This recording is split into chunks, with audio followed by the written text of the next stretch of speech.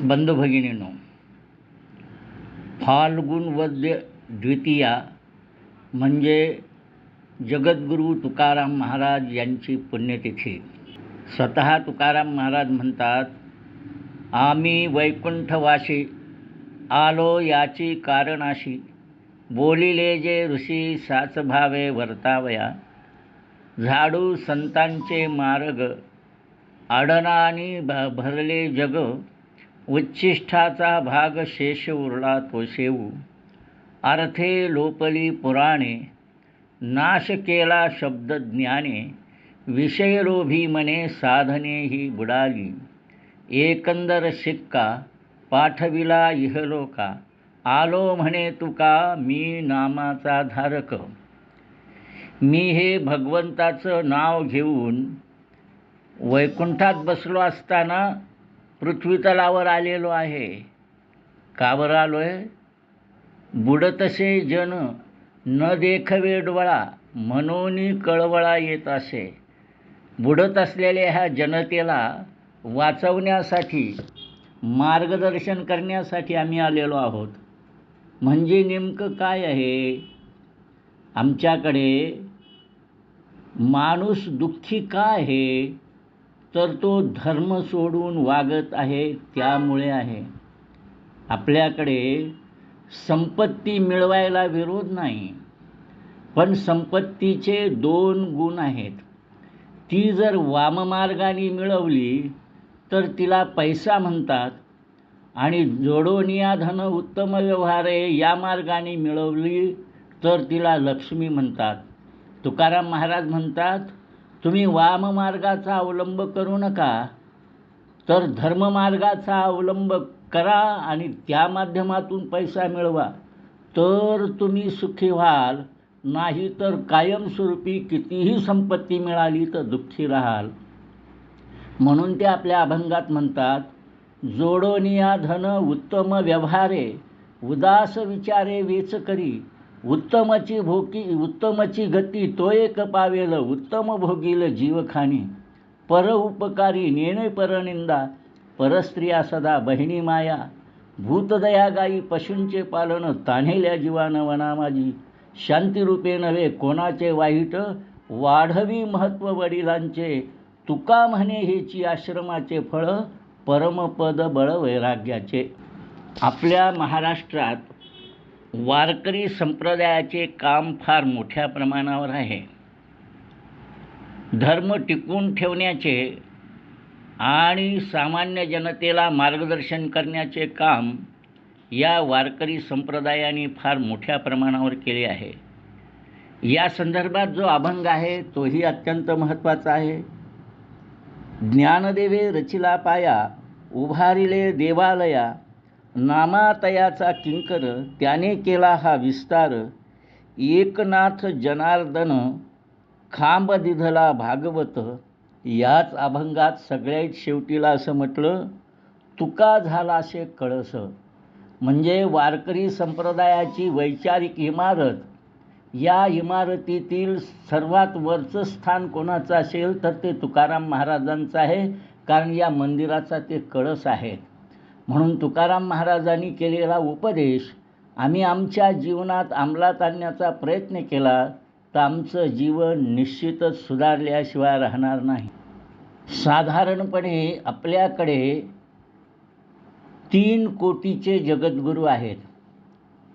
पहिली कोटी म्हणजे प्रकार आहे देवकोटी. कृष्णं वंदे जगद्गुरुम. भगवान श्रीकृष्ण हे देवकुटीतील जगद्गुरू आहेत.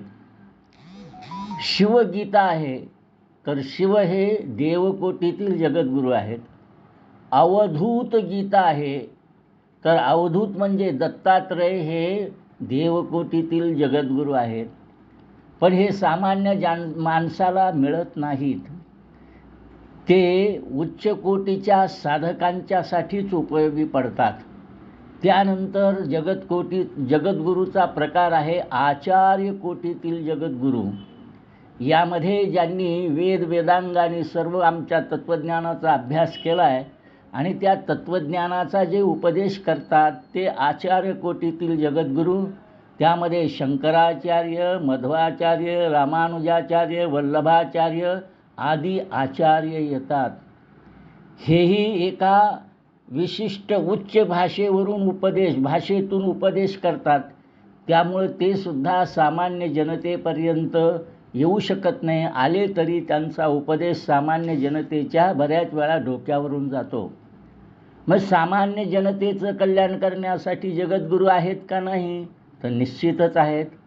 सामान्य जनतेला उपदेश करून त्यांना धर्माच्या मार्गावर आणण्याचं काम करणारे तिसऱ्या कोटीतील जगद्गुरू आहेत, ते संत आहेत. आणि हे संत हे सामान्यातल्या सामान्य माणसाला मार्गदर्शन करून त्यांच्या भाषेत त्यांना उपदेश करतात आणि स्वतःच्या जीवनात उतरविलेलाच उपदेश ते करतात. जे का रंजले गांजले त्याशी म्हणे जो आपुले, तोची साधू ओळखावा देव तेथेची जाणावा, असं जगद्गुरू तुकाराम महाराज म्हणतात.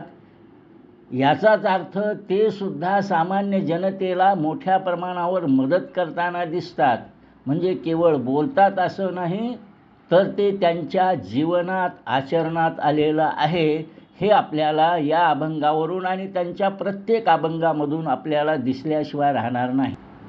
तुकाराम महाराजांनी आपल्या अवतार समाप्तीच्या वेळी आम्ही जातो आमुच्या गावा, आमुचा राम राम घ्यावा, अशा प्रकारचं म्हटलं. आणि आणखीन एका अभंगात ते म्हणतात, शेवटची विनवणी संतजनी परिसावी, विसरतो न पडावा माझा देवा तुम्हाशी, आता फार बोलू काय अवघे पायी विदित, तुका म्हणे पडतो पाया, करा छाया कृपेची. रस्त्यावर उभा राहून 100-200 लोकांना अडवून त्यांच्यासमोर तत्त्वज्ञान सांगितलं, काही उपयोग होईल का? निश्चितच होणार नाही. एक तर त्यातले अनेक जण दुसऱ्या मार्गाने निघून जातील आणि जे कोणी समोर राहतील ते एका कानाने ऐकून दुसऱ्या कानाने सोडून देतील. म्हणून तुकाराम महाराजांनी सामान्य जनतेला विनंती न करता संतांना विनंती केली की, बाबांनो, मी माझ्या जीवनात जे तत्त्वज्ञान उतरविलं आणि जनतेला उपदेश केला, हा उपदेश जनतेपर्यंत नेण्याचं काम संतच म्हणजे तुम्ही करू शकता. म्हणून तुम्ही जनतेचे अपराध पोटात घालून त्यांना मार्गदर्शन करण्याचं काम करा. ही विनंती तुकाराम महाराजांनी संतांनाच केली. यावर्षी तुकाराम बीज 27 मार्च या दिवशी येत आहे. या निमित्त त्यांच्या चरित्राची उजळणी करण्यापेक्षा त्यांनी सांगितलेल्या उपदेशातले काही बिंदू आपल्यासमोर मांडण्याचा मी प्रयत्न करीत आहे.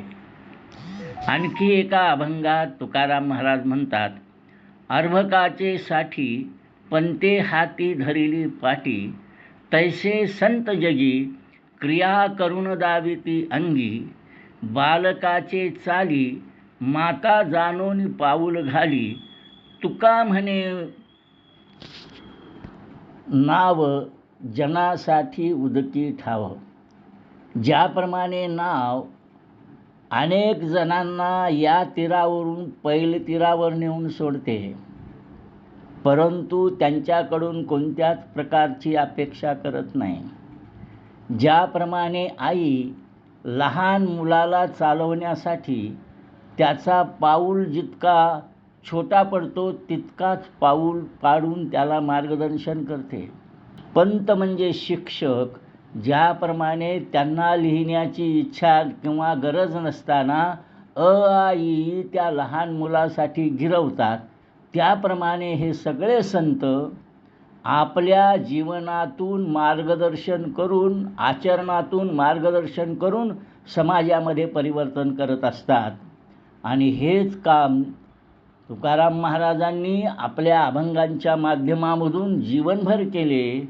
म्हणून त्यांच्या पुण्यतिथीनिमित्त म्हणजे फाल्गुन वद्य द्वितीयेला आम्ही त्यांचं स्मरण करताना हा विचार केला पाहिजे की त्यांनी गाथेमधून जो उपदेश सामान्य जनतेला केला आहे तो उपदेश आपणही आपल्या परीने जनतेपर्यंत नेला पाहिजे आणि आपल्या जीवनात तो उतरविला पाहिजे.